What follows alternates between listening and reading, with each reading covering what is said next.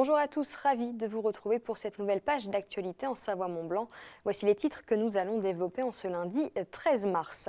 Ce week-end s'est achevée la 32e édition de la Pyramenta. Près de 4000 personnes s'étaient massées au col de la Forclaz, un record. Avec 10 000 mètres de dénivelé, 15 cols et des arêtes vertigineuses, la Pyramenta est une compétition unique. Et pour ajouter du piment à la très belle carte postale, le suspense aura duré jusqu'au bout. Nous prendrons ensuite la direction de la Combe de Savoie pour parler patrimoine. L'ancien pont ferroviaire mis en service en 1856 est fermé depuis 19 ans. Oui, mais voilà, jugé trop dangereux, l'ouvrage est menacé de destruction. Une association tente de le sauver. Mais avant de développer ces titres, un mot de politique. Le docteur Frédéric Champly a donc annoncé ce lundi matin qu'il était bel et bien candidat aux élections législatives de la 6e circonscription de Haute-Savoie. C'est l'appel lancé par un groupe de citoyens et qui a récolté 1860 signatures qui l'a poussé à se présenter. Son objectif, placer la qualité de l'air au centre des politiques publiques. Non affilié à un parti politique, il a toutefois souligné qu'il se retirerait de l'élection si les autres candidats abordent la question de la qualité de l'air de manière audacieuse, transversale et détaillée. Je vous propose de l'écouter au micro d'Emmanuel Jaude.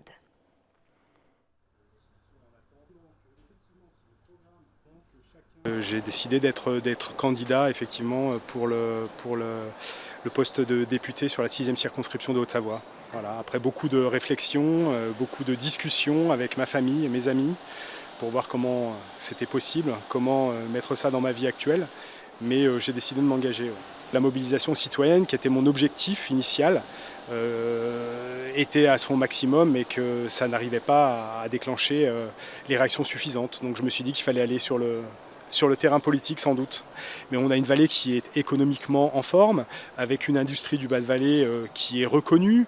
Le chômage est plutôt extrêmement bas par rapport à d'autres départements de France. Donc la problématique principale de notre vallée reste une problématique de qualité de l'air. C'est quand même ce qui mobilise le plus les gens et c'est ce qui tue prématurément 70 personnes.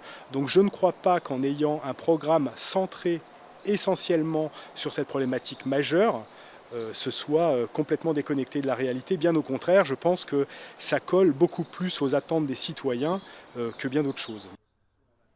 Ce week-end s'est achevée la 32e édition de la Pyramenta. Près de 4000 personnes s'étaient donc massées au col de la Forclaz dans le Beaufortain pour assister à la bataille entre les meilleurs athlètes de la discipline, un record. Et pour ajouter du piment à la très belle carte postale, le suspense aura duré jusqu'au bout. Emmanuel Jaude était sur place pour nous faire vivre l'ambiance. Après 3 longs jours d'efforts et plus de 8000 mètres de dénivelé cumulé, l'épreuve du Grand Mont a cette année encore été décisive pour le classement général. Et ce sont donc les deux duos italiens, Matteo Eidelin, Damiano Lenzi et Nadir Maguet et Michel Boscacci qui ont le mieux réussi à tirer parti des magnifiques conditions de ce samedi. En finissant la dernière étape, main dans la main, enfonçons un peu plus le clou pour Kylian Jornet et Alexis Sevenek qui réussissent toutefois à garder leur 2e place au classement général. Je reviens un peu les temps, la première fois que j'étais venu là, qu'on avait gagné ex aequo avec les autres Italiens sur 4 jours en 2009. On avait fait un peu un truc comme ça le dernier jour, donc c'est un peu des souvenirs et c'est bien. Je suis très contente d'être 3e au classement général, mais je suis plus contente d'avoir gagné avec Damiano et Matteo l'étape d'aujourd'hui parce que c'est l'étape de la Pyramenta, l'étape historique. Si chez les hommes, Lenzi et Eidelin signent donc leur 4e victoire sur la grande course, pas ou peu de surprise chez les filles avec l'équipe composée de la française Laetitia Roux et de la suédoise Emilie Fosberg qui s'imposent avec 18 minutes d'avance cumulée sur les Suissesses Séverine Poncombe et Jennifer Fletcher. Je suis vraiment contente, même extrêmement émue d'être là à l'arrivée et d'être avec Jenny à l'arrivée, puis d'avoir pu offrir cette 2e place. On a fait 3e il y a 2 ans, 2e maintenant. On a eu un peu de déboire au championnat du monde. Et jusqu'à ce que je passe à Aïn aujourd'hui, je suis là pourvu que ça tienne, pourvu que ça tienne. Ça a tenu, elle m'a aidé, c'est une super coéquipière. Mais si le soleil a amoindri l'effort des coureurs, il a également eu le mérite de rassembler énormément de spectateurs. Plus de 4000 sous l'antécime du Grand Mont qui sont venus fêter le ski alpinisme comme il se doit. Ah, c'est très important d'être là aujourd'hui pour supporter les copains et les copines. Vraiment important. C'est un mythe. Non, on suit bien le classement, mais ils sont déjà passés. Là, ils font la dernière descente. Donc, on est là à attendre sur les softlets maintenant. On va attendre jusqu'à 18h. Voilà Pauline, comme vous avez pu le constater, il s'agit bien là de l'année de tous les records en termes de fréquentation sur cette 32e Pierramenta. Il s'agit là donc d'un nouveau record. Jamais on n'avait vu autant de personnes se masser sur le col de la Forclaz pour apercevoir quelques-uns des meilleurs athlètes de ski alpinisme au monde. Une très bonne nouvelle et qui laisse présager de très bonnes choses pour ce sport et pour les prochaines éditions. Et à noter que le Destination Montagne de cette semaine se focalisera sur cette Pierramenta. Autre sport lui aussi spectaculaire du côté de la Toussuire-les-Cibelles. Ils étaient une cinquantaine de parapentistes et presque autant de speedriders lors du rassemblement national de la discipline. La météo était de la partie et le vent juste assez présent pour permettre à la centaine de participants d'admirer les aiguilles d'Arve et le domaine skiable des Cibelles. Le club Speed Bel Air donne rendez-vous tout début juillet pour une édition d'été tout aussi impressionnante. On prend la direction de la Combe de Savoie pour parler patrimoine. La commune du Creuet est en proie à un dilemme. L'ancien pont ferroviaire mis en service en 1856 est fermé à la circulation depuis 19 ans. Oui, mais voilà, jugé trop dangereux par le conseil départemental de Savoie, l'ouvrage est menacé de destruction. Le projet de réhabilitation porté par une association communale coûterait lui 5 fois plus cher que la simple démolition voulue par les élus locaux. Sébastien Germain s'est rendu sur place. C'est l'histoire d'un pont historique qui a sérieusement perdu de sa superbe. Le pont des Anglais, situé à Creuet, fermé à la circulation depuis 19 ans, est aujourd'hui menacé de destruction. Une décision qui ne passe pas chez Roland Troyard et Roger Decker. Depuis des années, ces deux hommes se battent pour réhabiliter l'ouvrage, autrefois au lieu de la ligne ferroviaire qui reliait Modane à Chambéry.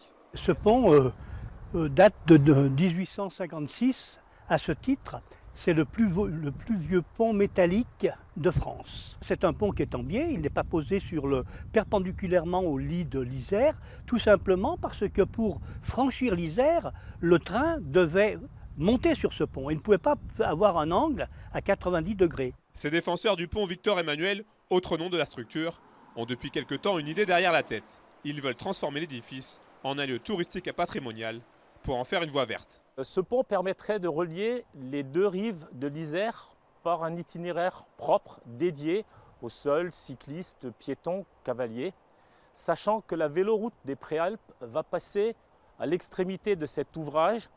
On pourrait ainsi permettre à tous les habitants de la rive gauche d'accéder à la véloroute qui se trouve, elle, rive droite. Oui, mais voilà, aujourd'hui, cette rénovation du pont du Creuet ne fait pas partie des priorités des élus du conseil départemental de Savoie, qui ne veulent pas en plus prendre le risque de voir l'édifice s'effondrer. Ce pont fait partie du paysage, on a tous grandi avec ce pont dans le paysage de la Combe de Savoie. Néanmoins, il y a un principe de réalité aujourd'hui qui s'impose à nous et compte tenu des contraintes budgétaires que nous connaissons tous dans nos collectivités, je ne nous vois pas engager presque 3 millions d'euros pour simplement rendre ce pont accessible. On devrait en savoir un peu plus sur le sort réservé au pont des Anglais le 31 mars prochain, lors du vote du budget du conseil départemental de Savoie. D'ici là, les membres de l'association Creuet Nature et Patrimoine ont décidé de garder espoir pour sauver leur pont. Les travaux de rénovation du parking souterrain Bonlieu ont débuté ce lundi. Une mauvaise nouvelle pour les automobilistes. Durant 6 mois, tout un étage sera fermé. Changement de matériel, de péage, paiement par carte bancaire et sans contact, la reconnaissance de plaques minéralogiques pour éviter le problème de fraude. Autant de travaux longs mais nécessaires. Par ailleurs, 11 places seront créées et dédiées aux voitures électriques avec recharge rapide. Cela rassure de savoir qu'il y en a et ça peut favoriser l'utilisation des voitures électriques. On le fera pour chaque rénovation, détaille la mairie. Comme chaque année, la Commedia dell'Arte s'invite à Annecy le temps du carnaval. Près de 400 personnes costumées et masquées ont déambulé dans la pure tradition du carnaval de Venise ce week-end. Un rendez-vous incontournable qui célébrait cette année ses 20 ans. Les images sont signées Guillaume Lesquer. C'est la fin de cette édition. Merci à tous de l'avoir suivi. On se retrouve juste après pour l'invité de la rédaction. Il sera question de santé avec le secrétaire général de l'Ordre des médecins de Savoie. N'oubliez pas notre site internet 8montblanc.fr. Belle soirée et à demain pour encore plus d'actu en Savoie-Mont-Blanc.